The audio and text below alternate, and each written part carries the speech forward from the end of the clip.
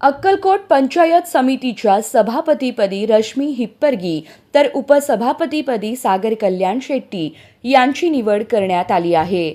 निवडीनंतर भाजपच्या कार्यकर्त्यांनी एकच जल्लोष केला. अक्कलकोट पंचायत समितीच्या निवडणुकीत आमदार सचिन कल्याण शेट्टी यांच्या नेतृत्वाखाली भारतीय जनता पक्षाने 8 जागा जिंकत स्पष्ट बहुमत मिळवलं, तर सिद्धाराम म्हेत्रे यांच्या मार्गदर्शनाखाली लढलेल्या शिंदे गटाच्या शिवसेनेला 4 जागांवर समाधान मानावे लागले.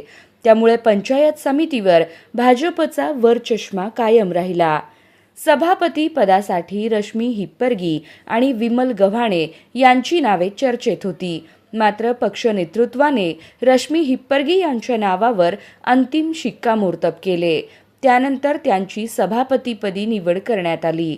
दरम्यान उपसभापती पदासाठी सागर कल्याण शेट्टी यांच्या नावाची चर्चा आधीपासून सुरू होती. अखेर त्यांच्या नावावरही सहमती झाल्याने त्यांची उपसभापतीपदी निवड निश्चित झाली.